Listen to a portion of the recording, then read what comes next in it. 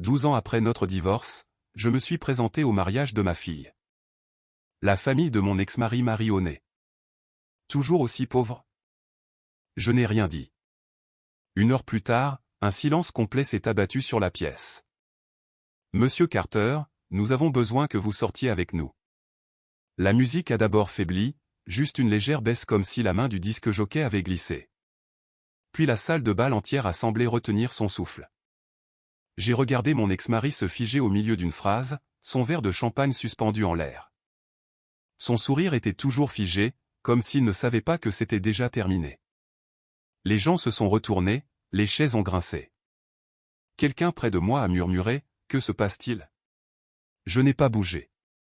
Pendant un long moment, personne ne m'a remarqué, debout au fond de la salle, les mains soigneusement jointes devant moi, les épaules détendues. J'avais imaginé ce moment d'une centaine de manières différentes au fil des ans, plus bruyant, plus colérique, peut-être avec des larmes. Mais quand il est finalement arrivé, il était silencieux, tout comme je l'avais été. 1 heure plus tôt, je suis entré dans la salle de bal du Marriott au centre-ville de Cincinnati et je me suis immédiatement senti à ma place. L'endroit sentait légèrement la rose et le bois ciré, avec une pointe de quelque chose de sucré, peut-être de la vanille provenant du gâteau. Une douce musique de violon flottait dans l'air, et des groupes d'invités se tenaient autour de petites tables rondes, des verres de champagne captant la lumière des lustres au-dessus. Tout le monde avait l'air à l'aise, confiant. J'ai ajusté la manche de ma robe bleu marine, la lissant comme si elle pouvait soudainement mieux m'aller si j'essayais assez fort. Elle était propre, repassée et simple, quelque chose que j'avais choisi avec soin, mais elle ne se mariait pas avec la soie, les talons de créateur, le genre de richesse discrète qui remplissait la pièce. Mes talons claquaient contre le sol poli en entrant, le son juste un peu plus fort que je ne l'aurais souhaité. J'ai instinctivement ralenti mon allure, essayant de l'adoucir. Personne n'est venu vers moi. Cela ne m'a pas surprise. 12 ans, c'est long, assez long pour que les gens décident qui vous êtes sans jamais vous le demander directement. Je les ai repérés près du centre de la pièce, Margaret et Thomas Carter, mes anciens beaux-parents. Margaret se tenait droite, ses cheveux argentés parfaitement coiffés, sa posture aussi acérée que son regard. Thomas se tenait à côté d'elle, hochant la tête à toute conversation qu'elle menait, comme il l'avait toujours fait. Margaret m'a remarqué avant que je puisse me détourner. Son regard s'est attardé juste une seconde de trop avant qu'elle ne se penche légèrement vers la femme à côté d'elle et ne dise quelque chose à voix basse. La femme m'a jeté un coup d'œil, puis a rapidement détourné le regard. Margaret s'est excusée et s'est approchée. Bien sûr, qu'elle l'a fait. Linda, a-t-elle dit, sa voix douce et assurée. Eh bien, vous n'avez pas beaucoup changé, n'est-ce pas? J'ai souri poliment. Je suppose que Dayton vous traite toujours de la même manière. Voilà. Ce n'était pas ouvertement cruel. Pas assez fort pour que quelqu'un d'autre le dénonce. Juste assez. Je m'en sors bien, ai-je dit doucement. Elle a penché la tête, ses yeux parcourant ma robe, mes chaussures, mes cheveux. Oui, a-t-elle dit. J'en suis sûr. Thomas m'a fait un bref signe de tête, comme si j'étais quelqu'un qu'il reconnaissait d'il y a longtemps, mais qu'il ne pouvait pas tout à fait situer.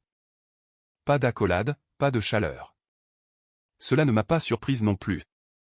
L'attention de Margaret est revenue à la pièce comme si j'avais déjà rempli mon rôle, et ainsi, le moment était terminé. Elle s'est détournée sans un autre mot. Je suis resté là une seconde de plus que je n'aurais dû, puis je me suis dirigé vers le fond de la salle. C'est là que j'ai vu Emily, ma fille. Elle se tenait près de l'avant, entourée de demoiselles d'honneur, sa robe blanche captant la lumière d'une manière qui lui donnait un air presque irréel. Pendant un instant, tout le reste s'est estompé, le bruit, les gens, le poids des 12 dernières années. Tout ce que je pouvais voir, c'était elle. Elle avait l'air heureuse. Nerveuse peut-être, mais heureuse. Je n'avais pas été sûr d'avoir le droit de voir ça. Quand elle s'est légèrement tournée, nos regards se sont croisés, juste pour une seconde. Elle n'a pas souri, mais elle n'a pas non plus détourné le regard. Elle a fait un petit signe de tête, sec, prudent. C'était plus que ce à quoi je m'attendais, plus que ce que je méritais, avais-je l'habitude de penser. J'ai hoché la tête en retour. C'était tout. Personne n'est venu me présenter à qui que ce soit. Personne ne m'a demandé où j'avais été. Personne ne m'a offert une place près de l'avant. J'ai trouvé une chaise le long du mur du fond et je me suis assise tranquillement. Pendant un instant, je me suis permis de penser à partir. Cela aurait été facile. Se glisser dehors, descendre le couloir, appeler un taxi, disparaître dans la vie que je m'étais construite à Dayton. Pas de scène, pas de malaise, pas de rappel de tout ce que j'avais perdu. Mon téléphone a vibré doucement dans ma main. J'ai baissé les yeux. Numéro inconnu. Nous pourrions vous contacter aujourd'hui. J'ai fixé le message un peu plus longtemps que nécessaire. Pas de nom, pas d'explication. Mais j'attendais depuis assez longtemps pour en reconnaître le ton. Quelque chose s'est resserré en moi, puis s'est apaisé. J'ai glissé le téléphone dans mon sac à main et j'ai expiré lentement. Tiens bon pour aujourd'hui, ai-je murmuré pour moi-même. La cérémonie a commencé quelques minutes plus tard. La musique a changé. Les invités ont trouvé leur siège, et le faible bourdonnement des conversations s'est transformé en quelque chose de plus calme, de plus concentré. Je suis resté où j'étais, près du fond, regardant Émilie descendre l'allée. Elle ne m'a pas regardé à nouveau. Ce n'était pas grave. J'ai regardé toute la cérémonie en silence. Les vœux, les alliances, les petits moments de rire qui ont parcouru la salle. J'ai remarqué des choses que je ne m'attendais pas à remarquer. La façon dont ses mains tremblaient légèrement quand elle tenait le bouquet. La façon dont elle a pris une inspiration plus profonde avant de dire « oui, je le veux ». Sa voix était stable quand elle l'a dit. Plus forte que dans mon souvenir. Après la cérémonie, la salle a de nouveau changé. Les chaises ont bougé, les tables se sont remplies. La musique douce est revenue, cette fois mêlée au cliquetis de l'argenterie et au faible murmure des conversations. Je suis resté à ma place jusqu'à ce que la plupart des gens se soient déplacés, puis je me suis dirigé vers l'une des tables d'appoint. Un serveur est passé avec un plateau de champagne. J'ai pris un verre, plus pour avoir quelque chose à tenir qu'autre chose. La voix de Margaret a traversé la pièce, légère et amusée. Certaines personnes préfèrent simplement une vie plus simple, disait-elle à un petit groupe rassemblé près de sa table. Tout le monde n'est pas fait pour plus. Il y eut une légère ondulation de rire poli. Je ne me suis pas retourné. Je n'en avais pas besoin. Mes doigts se sont légèrement resserrés autour du pied du verre. Pendant une seconde, je l'ai ressenti à nouveau. Cette vieille attraction, l'envie d'expliquer, de me défendre, de corriger la version de moi qu'ils répétaient tous depuis plus d'une décennie. Mais je l'ai laissé passer. J'ai pris une longue gorgée de champagne à la place. C'était un peu trop sucré. Mon téléphone a de nouveau vibré. Cette fois, je n'ai pas attendu. J'ai baissé les yeux. Veuillez garder votre téléphone à portée de main.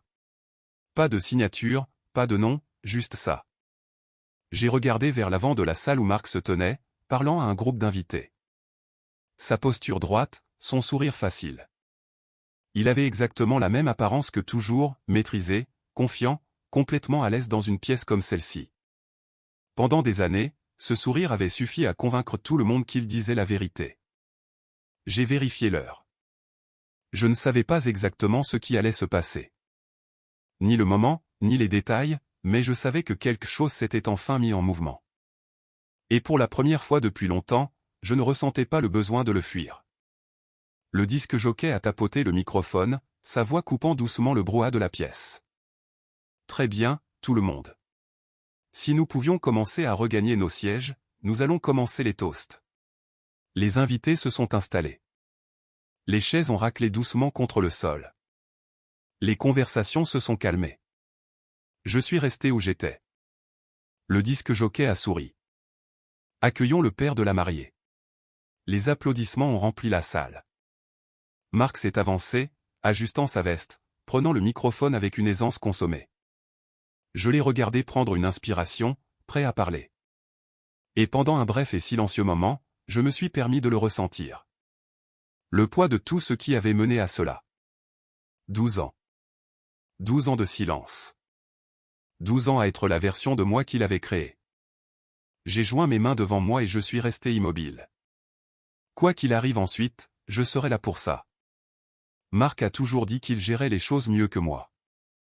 C'est comme ça que ça a commencé.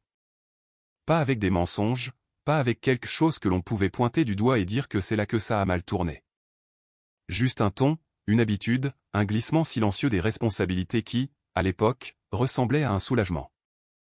Tu en as déjà assez sur les bras, disait-il, appuyé contre le comptoir de la cuisine avec ce sourire facile. Laisse-moi m'occuper des finances. Nous venions d'emménager dans notre deuxième maison à l'époque. Rien d'extravagant, mais plus grande que la première. Émilie était au collège, toujours en mouvement, toujours à parler, toujours à avoir besoin de quelque chose. Je travaillais à temps partiel, essayant de faire tourner la maison, essayant d'être tout à la fois. Alors, quand Marc a proposé de s'occuper des choses, j'ai dit oui. Je n'y ai pas réfléchi à deux fois. Au début, cela a simplifié la vie. Les factures étaient payées à temps. Les relevés ont cessé d'arriver par la poste parce que tout était dématérialisé. Marc a configuré les comptes, les mots de passe, les identifiants. Il a dit que c'était plus efficace comme ça. Tu n'as pas besoin de te soucier de tout ça, m'a-t-il dit. Ce ne sont que des chiffres. Et je l'ai cru pendant des années. Je l'ai cru. La première fois que quelque chose m'a semblé bizarre, ça ne ressemblait pas à un avertissement. C'était de la confusion. J'étais assise à la table de la cuisine un après-midi, en train de parcourir une pile de papiers que Marc avait laissés. Il était en voyage d'affaires, un voyage qu'il avait mentionné en passant, et j'avais du temps pour moi pour une fois. Il y avait un document fiscal dans la pile. Je ne les regardais généralement pas, mais quelque chose a attiré mon attention. Mon nom y figurait. Rien d'inhabituel, mais le compte listé en dessous, je ne le reconnaissais pas. Je l'ai regardé pendant un long moment, retournant la page comme si quelque chose pouvait se cacher au dos pour l'expliquer. Quand Marc est rentré quelques jours plus tard, je lui ai demandé nonchalamment, ou du moins j'ai essayé de le faire paraître ainsi. Ai-je dit, lui tendant le papier. Sais-tu ce qu'est ce compte? Je ne me souviens pas de l'avoir ouvert. Il y a à peine jeté un coup d'œil. Cela fait juste partie de la structure d'investissement, a-t-il dit, passant déjà devant moi vers la cuisine. Tout est connecté. Je ne m'en souviens juste pas. Linda, a-t-il interrompu, pas brusquement, mais assez fermement pour m'arrêter. C'est du jargon comptable. Vous ne reconnaîtriez pas la moitié même si je vous l'expliquais. Je suis resté là une seconde, le papier toujours à la main. Je voulais juste m'assurer. Et je vous dis que tout va bien. Il a ouvert le réfrigérateur, a pris une bouteille d'eau et a bu une longue gorgée. Vous vous inquiétez trop. Ce fut la fin de la conversation. Du moins, c'était censé l'être. En y repensant, ce moment a plus d'importance que je ne l'avais réalisé à l'époque. Non pas à cause du compte, mais à cause de la rapidité avec laquelle j'ai laissé tomber. Il n'a pas crié. Il ne m'a pas menacé. Il n'a rien fait qui m'aurait amené à le remettre en question de manière flagrante et évidente. Il m'a juste fait me sentir petite, comme si je posais la mauvaise question, comme si je ne comprenais pas assez pour mériter une réponse. Et lentement, avec le temps, j'ai cessé de demander. Émilie avait 16 ans quand tout a finalement éclaté. À ce moment-là, les choses avaient déjà changé entre nous, bien que je ne comprenne pas pleinement à quel point. Elle passait plus de temps avec Marc, plus de temps chez ses parents. Margaret avait toujours été douée pour créer un certain type d'environnement, structuré, soigné, contrôlé, sur d'une manière qui paraissait bien de l'extérieur. Émilie a commencé à répéter des choses que je ne reconnaissais pas. Papa dit qu'il faut faire plus attention à l'argent. Grand-mère pense que nous devrions nous concentrer sur ce qui est stable. De petits commentaires, de petits changements. Je me disais que c'était normal. Les adolescents changent, ils s'éloignent. Mais il y avait autre chose en dessous. Quelque chose que je ne pouvais pas tout à fait nommer. La nuit où Marc m'a dit qu'il voulait divorcer. Ce n'est pas arrivé comme une surprise totale. Nous étions assis dans le salon. Émilie était à l'étage. La maison était calme. Je pense que ça ne marche plus, a-t-il dit, sa voix calme, mesurée. Je me souviens avoir hoché la tête comme si je le savais déjà, comme si une partie de moi attendait qu'il le dise. Le processus s'est déroulé rapidement après ça. Avocat, réunion, papier que je ne comprenais pas entièrement, mais que j'ai signé quand même parce que tout semblait aller trop vite pour s'arrêter.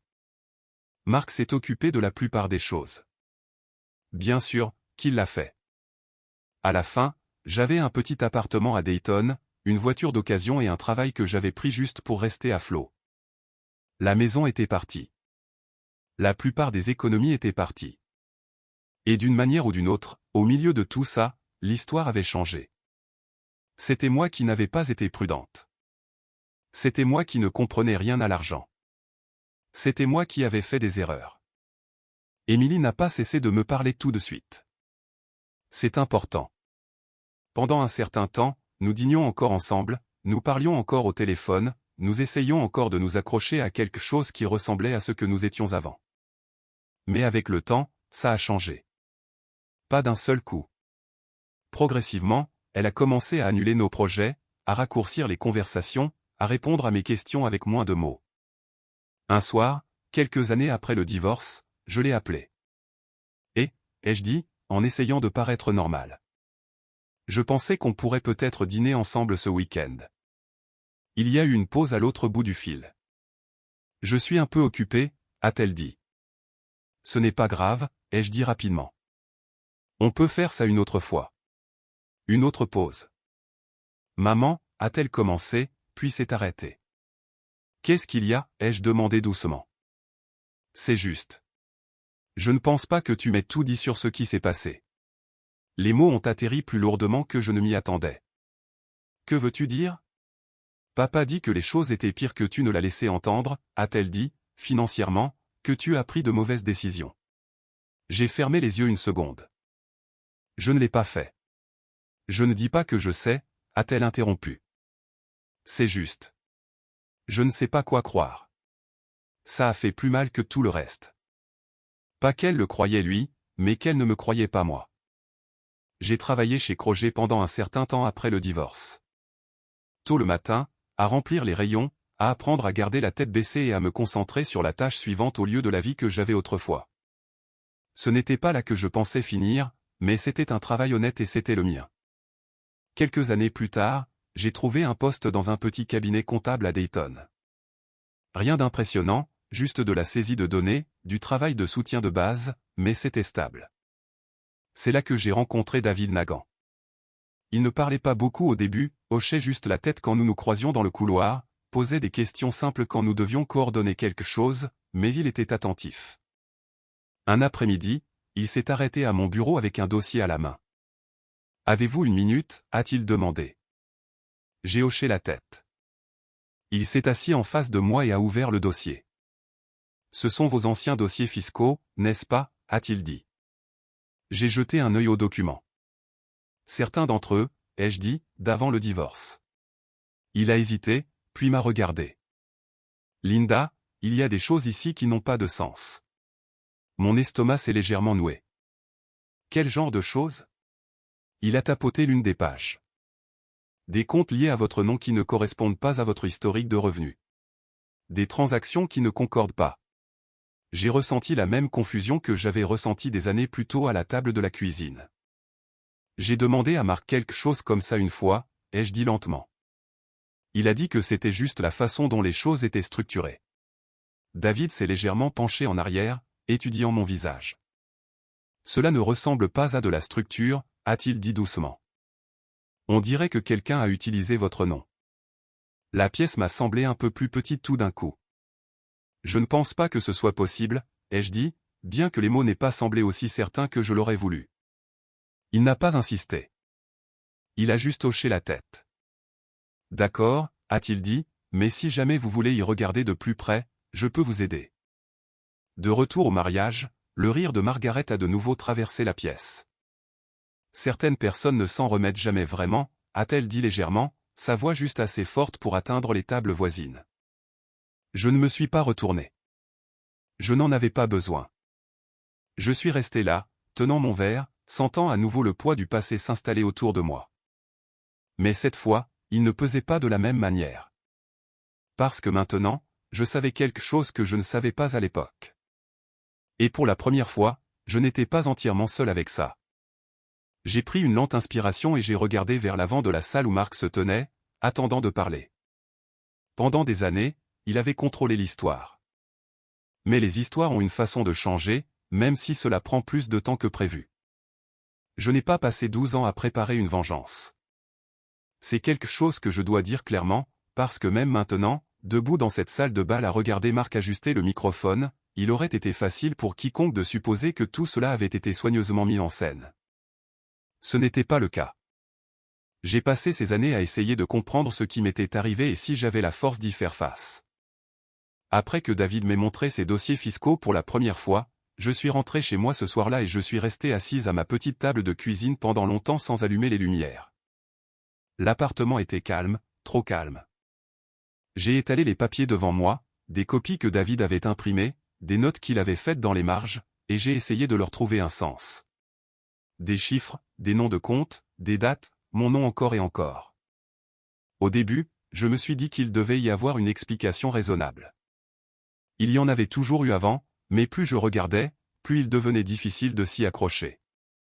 Certains des comptes remontaient à des années, bien avant que Marc et moi ne soyons encore mariés. D'autres s'étendaient au-delà du divorce. Les montants ne correspondaient à rien de ce dont je me souvenais. Les transactions ne coïncidaient avec aucun revenu que j'ai jamais déclaré. Et pourtant, tout était lié à moi. Je me souviens avoir appuyé ma main à plat sur la table, pour me recentrer. Si c'est réel, ai-je murmuré dans la pièce vide, alors qu'est-ce que ça fait de moi? Il ne s'agissait plus seulement de Marc. Il s'agissait de moi, de mon nom, de ma responsabilité, de mon risque. Le lendemain, j'ai failli dire à David que je ne voulais plus regarder ça. J'avais à peine dormi. Chaque scénario qui se déroulait dans ma tête se terminait de la même manière, moi, assise en face de quelqu'un en position d'autorité, essayant d'expliquer quelque chose que je ne comprenais pas entièrement. Quelque chose qui portait mon nom, que cela me plaise ou non. Je pense que j'ai fait une erreur en soulevant le sujet, ai-je dit doucement quand il est passé à mon bureau ce matin-là. Ce n'est probablement rien. Il n'a pas répondu tout de suite.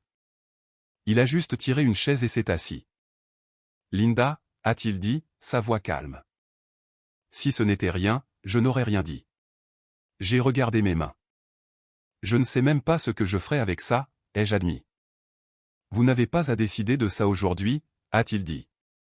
Mais l'ignorer ne le fera pas disparaître. Cette partie, je l'ai comprise.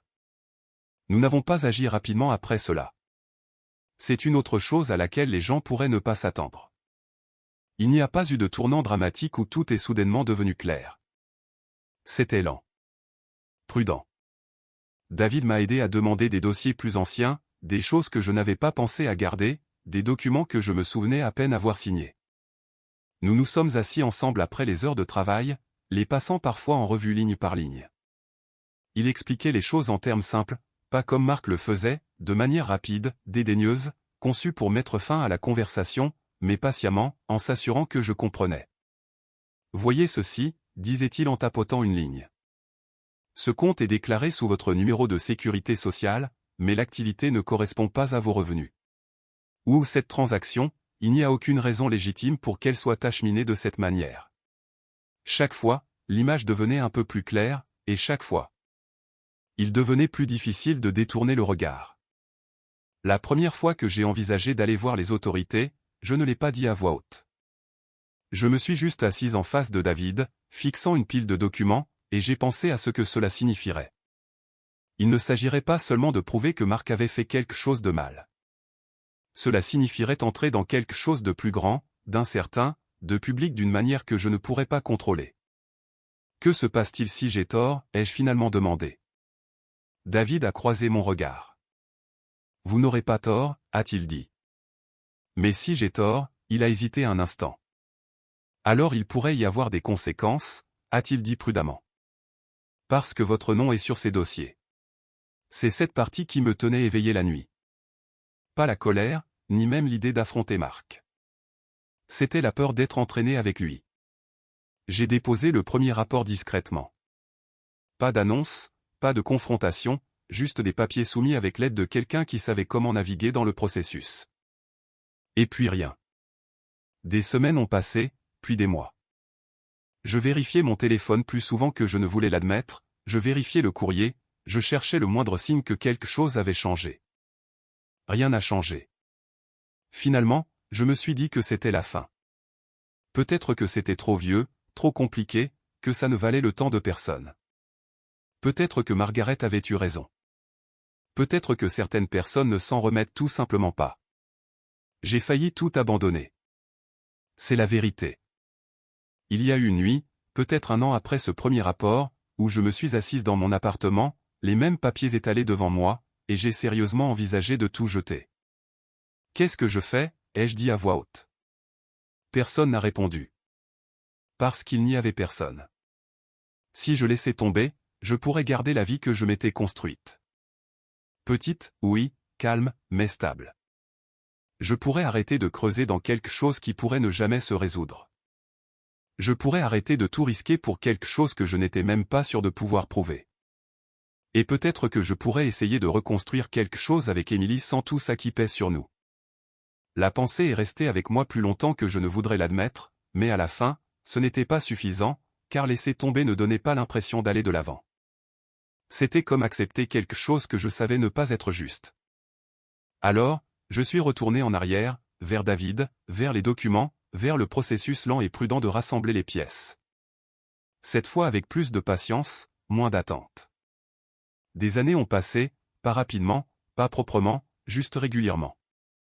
Il y a eu de petits développements en cours de route. Des demandes d'informations supplémentaires, des questions de suivi, rien de dramatique, rien qui ressemblait à une conclusion, mais c'était du mouvement. Et avec le temps, cela a compté. Quelques semaines avant le mariage, j'ai reçu un appel. Pas long, juste assez pour me dire que l'affaire était toujours active, qu'elle n'avait pas été oubliée, que quelqu'un, quelque part, examinait toujours ce qui avait été fait.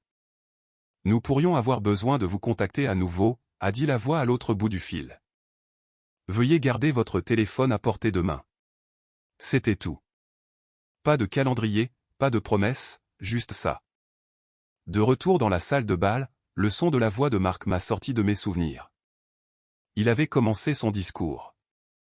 Et en tant que père, il n'y a rien de plus important que de savoir que votre enfant s'engage dans un avenir stable et aimant, disait-il, son ton chaleureux, confiant.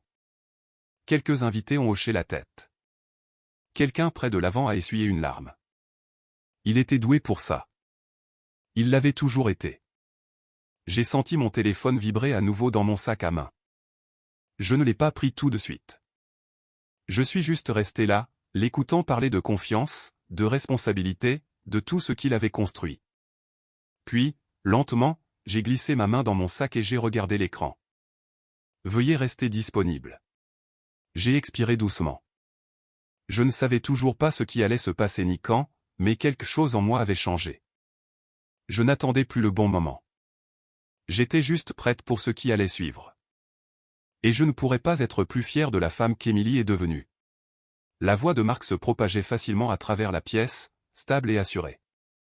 Il tenait le microphone comme il avait tenu tout le reste dans sa vie, avec une confiance tranquille, comme si rien ne pouvait lui échapper. Quelques invités hochaient la tête en signe d'approbation. Quelqu'un près de l'avant a laissé échapper un double d'accord, le genre de son que les gens font quand tout ce qui est dit correspond parfaitement à l'histoire qu'ils croient déjà. Je me tenais près du fond, les mains lâchement jointes, en le regardant. Pour ceux d'entre vous qui connaissent Émilie depuis longtemps, a-t-il continué en souriant à la foule, vous l'avez vu grandir pour devenir quelqu'un qui valorise la stabilité, l'honnêteté et le travail acharné. Il y eut une légère vague d'applaudissements. J'ai remarqué la façon dont il a fait une légère pause juste avant la phrase suivante. En tant que son père, j'ai toujours essayé de lui donner des bases solides, de lui montrer ce que signifie faire des choix responsables, même quand les choses ne sont pas faciles. Voilà. Pas une accusation directe, pas un nom, mais je l'ai ressenti de la même manière que je l'avais ressenti pendant des années. Une douce mise en forme du récit, un rappel prudent planté juste assez profondément pour grandir. Je n'ai pas réagi. Je n'en avais pas besoin, car pour la première fois, je n'étais pas la seule à écouter. Je les ai vus avant la plupart des gens. Deux hommes debout juste à l'entrée, sur le côté de la salle de bal, pas en costume comme les invités, quelque chose de plus simple, de plus neutre. Ils ne regardaient pas la pièce comme le font habituellement les nouveaux arrivants. Ils étaient concentrés. L'un d'eux a parlé doucement à un membre du personnel du lieu qui a pointé vers l'avant où se tenait Marc. Ils ne se sont pas précipités. Ils n'ont pas interrompu. Ils ont attendu. Marc a continué de parler. Et alors qu'elle commence ce nouveau chapitre, je sais qu'elle est entourée de personnes qui la soutiendront, qui seront à ses côtés. Ces mots se sont adoucis sur les bords, dérivant vers quelque chose de plus sentimental. Mais la pièce avait subtilement changé. Quelques têtes se sont tournées. Quelques conversations qui se déroulaient tranquillement sur les côtés se sont tues. Les gens remarquent des choses comme ça, même quand ils ne savent pas ce qu'ils remarquent. L'un des hommes s'est avancé, se déplaçant le long du côté de la pièce. L'autre est resté près de l'entrée. Mark terminait sa pensée. Monsieur Carter. La voix n'était pas forte. Elle n'en avait pas besoin. Elle a traversé la pièce nettement, juste assez pour interrompre le rythme de sa phrase. Mark s'est arrêté. Le sourire est resté une seconde de plus qu'il n'aurait dû, comme s'il n'avait pas encore réalisé qu'il n'était plus nécessaire. Il s'est légèrement tourné, tenant toujours le microphone. Oui, a-t-il dit, une pointe de confusion s'insinuant dans son ton. L'homme se tenait à quelques mètres de là, maintenant calme, posé. Monsieur Carter, nous devons vous parler à l'extérieur concernant une affaire financière fédérale. Les mots ont atterri doucement, mais ils ont atterri. Pendant un instant, personne n'a rien dit. La salle n'a pas éclaté. Il n'y a pas eu de halètement, pas de réaction dramatique, juste une pause. Une longue et silencieuse pause. Mark a laissé échapper un souffle court, presque amusé. Je pense qu'il y a eu une sorte de malentendu, a-t-il dit en baissant légèrement le microphone. Nous sommes au milieu d'un événement privé. Je comprends, a répondu l'homme d'un ton égal. Cela ne prendra pas longtemps. La posture de Mark a changé. Pas de façon spectaculaire. Mais suffisamment. Je ne vais pas m'éloigner maintenant, a-t-il dit, sa voix se resserrant d'une fraction. Si vous avez besoin de parler, nous pouvons fixer un rendez-vous plus tard. Le deuxième homme s'est approché de quelques pas. Monsieur, il est important que nous vous parlions maintenant. Quelques têtes de plus se sont tournées. Quelqu'un à une table voisine a murmuré, que se passe-t-il? Le disque jockey a atteint le contrôle du volume, baissant la musique presque instinctivement. Mark a regardé autour de la pièce comme s'il prenait soudain conscience du nombre de personnes qui regardaient. Ce n'est pas approprié, a-t-il dit plus fort. Maintenant, vous ne pouvez pas simplement entrer. Papa. La voix d'Emily est intervenue, plus proche que je ne l'attendais. Elle s'était avancée de sa table, son expression crispée par la confusion. Que se passe-t-il, a-t-elle demandé, regardant entre Mark et les deux hommes. La mâchoire de Mark s'est crispée. Ce n'est rien, a-t-il dit rapidement, juste une sorte de confusion. L'homme le plus proche de lui n'a pas élevé la voix. Monsieur Carter, nous avons des raisons de croire qu'il y a des dossiers financiers liés à votre nom, et à d'autres, qui nécessitent une clarification immédiate. Ce mot est resté en suspens dans l'air. D'autres? Les yeux de Mark ont balayé brièvement la pièce, et pour la première fois, ils se sont posés sur moi. Ce n'était pas un long regard, mais c'était suffisant. Reconnaissance, calcul, et autre chose. Quelque chose de plus proche du malaise. C'est ridicule, a-t-il dit, plus sèchement maintenant. Si c'est à propos d'un problème de paperasse, vous pouvez contacter mon bureau. Je ne discute de rien ici. Un verre a cliqueté doucement alors que quelqu'un le posait trop vite. La pièce était devenue très silencieuse. L'homme n'a pas bougé. Monsieur, nous vous demandons de sortir. La prise de Mark s'est resserrée autour du microphone. J'ai dit. Il s'est arrêté. Non pas parce que quelqu'un l'a interrompu. Parce que quelque chose a changé en lui. On pouvait le voir. Le moment où la confiance se fissure, pas complètement, pas d'un seul coup, mais assez pour laisser transparaître quelque chose de réel. Il a baissé lentement le microphone. Le Larsen a doucement vrombi avant que le disque jockey ne le coupe complètement. Le silence s'est installé dans la pièce, et dans ce silence, j'ai senti quelque chose se desserrer dans ma poitrine. Pas du triomphe, pas du soulagement, juste de l'espace. Mark m'a regardé à nouveau, plus longtemps cette fois, et j'ai réalisé qu'il avait compris. Pas tout, pas encore, mais assez. J'ai fait un pas en avant. Pas rapidement, pas de façon spectaculaire, juste assez pour être vu. Je pense, ai-je dit, ma voix stable, qu'il vaudrait mieux que vous alliez avec eux. Ce n'était pas fort, mais ça a porté. Les yeux de Mark se sont légèrement plissés. Cela a quelque chose à voir avec vous, n'est-ce pas, a-t-il dit. Il n'y avait pas d'accusation dans son ton, juste une reconnaissance silencieuse. J'ai soutenu son regard. Vous avez passé beaucoup de temps à vous assurer que je ne puisse pas m'expliquer, ai-je dit calmement. Je ne pense plus en avoir besoin. Pas de colère, pas de voix forte. Juste la vérité, énoncée clairement. L'homme à côté de lui a fait un geste d'ouvrir la sortie. Monsieur. Pendant un moment, Marc n'a pas bougé. Puis, lentement, il a posé le microphone sur la table à côté de lui. Le bruit de sa chute douce a semblé plus fort que tout ce qui avait précédé. Il a ajusté sa veste, la redressant comme si cela pouvait restaurer quelque chose qui avait déjà commencé à s'effilocher.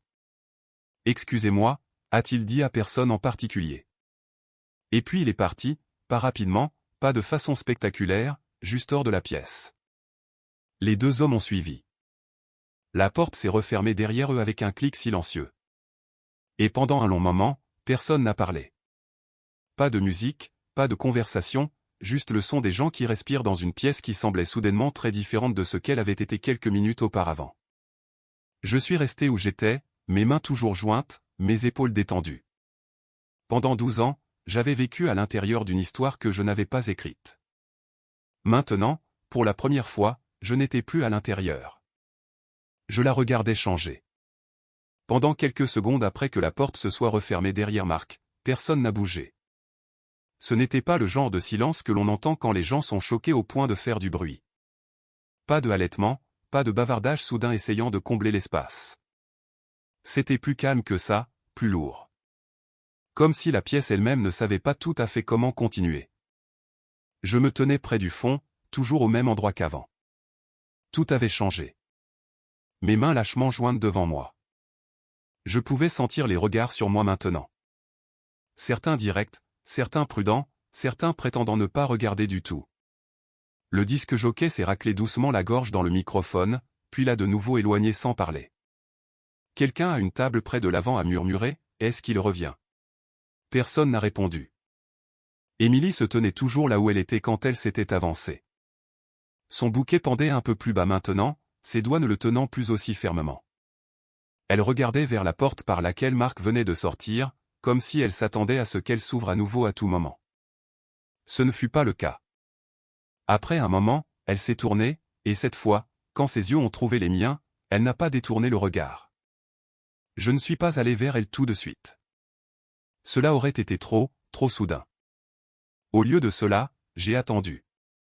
J'ai laissé la pièce respirer, laissé les gens bouger sur leur siège, ajuster leur posture, reprendre leur verre, même si personne ne semblait intéressé à boire. Margaret était assise, figée à sa table, son expression fixée quelque part entre l'incrédulité et la colère. Thomas s'est penché vers elle, disant quelque chose tranquillement, mais elle n'a pas répondu. Pour la première fois depuis que j'étais entré dans cette pièce, Margaret n'avait rien à dire. Rien que cela semblait inhabituel. Pas satisfaisant, juste différent. Émilie a fait un pas vers moi, puis un autre, chacun lent, délibéré, comme si elle traversait un espace qui était là depuis des années. Quand elle s'est finalement arrêtée à quelques mètres de moi, aucune de nous n'a parlé tout de suite. De près, je pouvais voir les détails que j'avais manqués de loin. Le léger pli entre ses sourcils, la façon dont ses yeux scrutaient mon visage, comme pour y trouver quelque chose qu'elle n'avait pas remarqué auparavant. « Maman » a-t-elle dit doucement. Cela faisait longtemps que je ne l'avais pas entendu le dire comme ça. Pas par habitude. Pas par obligation, mais parce qu'elle le pensait. J'ai dégluti doucement. « Salut » ai-je dit. Cela paraissait simple. Ça ne l'était pas. Elle a laissé échapper un petit souffle, comme si elle l'avait retenu plus longtemps qu'elle ne le réalisait. « Qu'est-ce qui vient de se passer » a-t-elle demandé. Sa voix ne tremblait pas, mais elle n'était pas stable non plus. Je ne me suis pas précipité pour répondre. J'avais passé des années à vouloir tout expliquer, à répéter des conversations dans ma tête, à imaginer ce que je dirais si elle me le demandait un jour directement. Maintenant qu'elle l'avait fait, les mots ne venaient pas aussi facilement que je le pensais. Elle m'a regardé fixement. « En cours d'examen » a-t-elle répété. J'ai hoché la tête. Depuis un certain temps maintenant. Son expression a changé, la confusion laissant place à quelque chose de plus profond. « Pourquoi ne me l'as-tu pas dit » a-t-elle demandé. Voilà. La question que j'attendais, celle que j'avais redoutée. J'ai pris une inspiration. Parce que je n'avais pas de preuves au début, ai-je dit honnêtement. Et quand j'ai commencé à comprendre ce qui pouvait se passer, je ne savais pas comment t'en parler sans tout aggraver. Ses yeux se sont légèrement remplis, bien qu'elle n'ait pas détourné le regard. J'aurais pu le gérer, a-t-elle dit, mais il y avait de l'incertitude dans sa voix. Peut-être, ai-je dit doucement. Mais je ne le savais pas à l'époque. Elle a secoué un peu la tête, en train de digérer. Toutes ces années, j'ai pensé. Elle s'est arrêtée, pinçant les lèvres. Je sais, ai-je dit doucement. C'était la partie la plus difficile.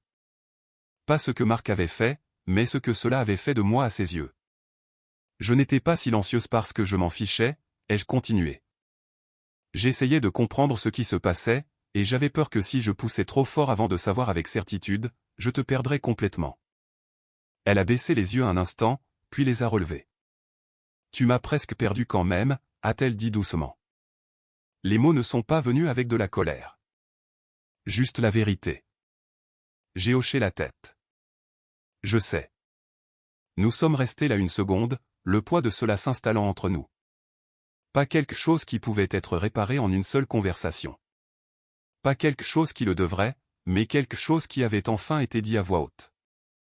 Autour de nous, la pièce a lentement recommencé à bouger. Une conversation douce a repris, prudente au début. Quelques invités se sont levés, ne sachant pas s'il fallait rester ou partir.